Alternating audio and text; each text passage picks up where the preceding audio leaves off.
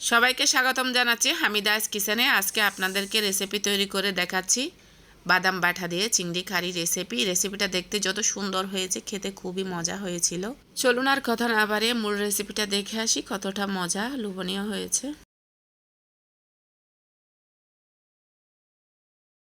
প্রিয় দর্শক, 1 কেজি মতো চিংড়ি মাছ নিয়েছি। চিংড়ি মাছগুলো আমি কিভাবে পরিষ্কার করতেছি আমি সব প্রসেস আপনাদের কাছে শেয়ার করছি। আপনারা মনোযোগ সহকারে দেখতে থাকুন, আপনাদের অনেক কাজে আসবে। চিংড়ি মাছ পরিষ্কার করা ভিডিও রেসিপি দেওয়া আছে, অবশ্যই নতুন যারা আছেন তারা হয়তো দেখেন নাই, সেজন্য এই রেসিপিটা আমি আবারও দিচ্ছি।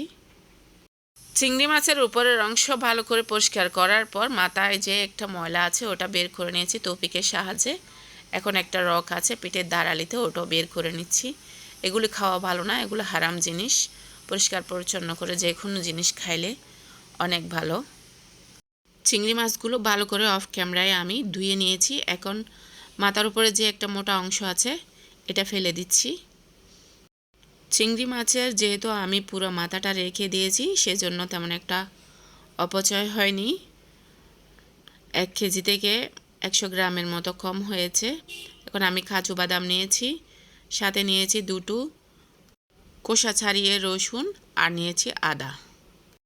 অফ ক্যামেরায় ব্লেন্ড করে নিচ্ছি। ফ্রাই প্যানে সয়াবিন তেল গরম করে চিংড়ি মাছে অল্প লবণ দিয়ে মেখে আমি চিংড়ি মাছগুলো ফ্রাই করে নিচ্ছি। চিংড়ি মাছের বাদাম কারি রেসিপি রেডি করছি, তাই চিংড়ি মাছগুলো তেমন একটা বেশি ভাজাভাজি করব না। প্রিয় দর্শক, চিংড়ি মাছের বাদাম কারি রেসিপি ভালো লাগলে অবশ্যই লাইক, কমেন্ট, শেয়ার, সাবস্ক্রাইব করে পাশে থাকা নোটিফিকেশন বেল আইকন অল অপশনটি অন করে রাখবেন। ফেসবুক পেজ থেকে দেখে থাকলে অবশ্যই লাইক, কমেন্ট করে পেজ ফলো দিয়ে পাশে থাকতে পারেন। আমি যখনই কোনো রেসিপি ভিডিও আপলোড দিব আপনাদের কাছে চলে যাবে, আপনারা আপনাদের সময় মতো দেখে নিতে পারবেন। চিংড়ি মাছগুলো এই অবস্থায় ভেজে নেওয়ার পর একটা কড়াইয়ে সয়াবিন তেল দিচ্ছি পরিমাণ মতো। 2টা মিডিয়াম সাইজের পেঁয়াজ কুচি দিয়ে এভাবে করে নাড়াচাড়া করে ভেজে নিচ্ছি। আদা রসুন অফ ক্যামেরায় বেটে রেখেছিলাম তা দিয়ে দিচ্ছি, দিয়ে আবারও নাড়াচাড়া করে ভেজে নিচ্ছি। নতুন পুরানো বন্ধু যারা এ পর্যন্ত আমাকে অনবরত সাপোর্ট করে যাচ্ছেন, আপনাদেরকে অনেক ধন্যবাদ জানাচ্ছি। পেঁয়াজ রসুন ভালো করে ভেজে নেওয়ার পর কাঁচা গন্ধ চলে গেলে আমি এখন কাশ্মীরি লাল মরিচ পাউডার দিচ্ছি 1.5 চামচ। আপনাদের কাছে যে মরিচ পাউডার থাকে ওটা দিলে হবে। 1 চামচ দিচ্ছি হলুদ পাউডার, 1 টিস্পুন দিচ্ছি ধনিয়া পাউডার, 1 টিস্পুন দিচ্ছি জিরা পাউডার, লবণ দিচ্ছি পরিমাণ মতো। আপনারা টেস্ট অনুযায়ী লবণ দিবেন। লবণ যেহেতু আমি শুরুতে দিয়ে দিয়েছি, এখন যতটুকু লাগছে ততটুকু দিচ্ছি। অল্প পানি দিয়ে ভালো করে হালকা কষে নিচ্ছি নেড়ে চেড়ে। ঢাকনি দিয়ে কিছুক্ষণ কষে নেওয়ার পর আবারও অল্প পানি দিয়ে আমি আবারও ঢাকনি দিয়ে 5 মিনিটের মতো একদম লো হিটে কষে নিচ্ছি।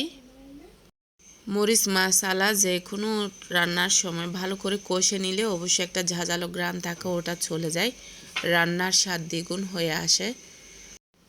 অফ ক্যামেরায় বাদাম বাটা করে রেখেছি তা দিয়ে দিচ্ছি এখন, দিয়ে ভালো করে নেড়ে ছেড়ে আবারও কিছুক্ষণ কষে নিচ্ছি, যাতে হাঁড়ির তলনিতে লেগে না যায় ওইভাবে করে তাপমাত্রা রেখে আমি কষে নিচ্ছি।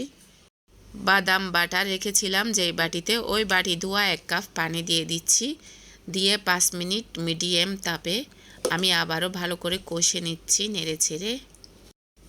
ঢাকনি দিয়ে সিদ্ধ হয়ে উঠলে তারপর আমি ভাজা চিংড়ি মাছ দিয়ে দিচ্ছি। সুপ্রিয় দর্শক, অনেক দুঃখিত, চিংড়ি মাছটা হাঁড়িতে দেওয়ার শুরুটা আমি দেখাইতে পারি নাই, কোনো কারণে ভিডিও ক্লিক কেটে গেছে।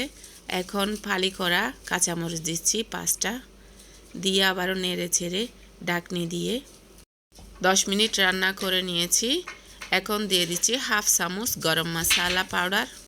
গরম মশলা পাউডার দেওয়ার পর ঢাকনি দিয়ে আবারও 5 মিনিট রান্না করে চুলাটা অফ করে দিয়েছি। দেখুন চিংড়ি মাছের বাদাম কারি রেসিপি রেডি আমার। কতটা লোভনীয় হয়েছে পরিবেশন করে দেখাচ্ছি। প্রিয় দর্শক, এই ধরনের মজার সিম্পল রেসিপি চ্যানেলে দেওয়া আছে, আপনারা চাইলে ওখান থেকে আপনাদের পছন্দের রেসিপি দেখে আসতে পারেন। আশা করি অনেক ভালো লাগবে। প্রিয় দর্শক, রেসিপিতে কোনো ধরনের ভুল হলে ক্ষমা সুন্দর দৃষ্টিতে দেখবেন।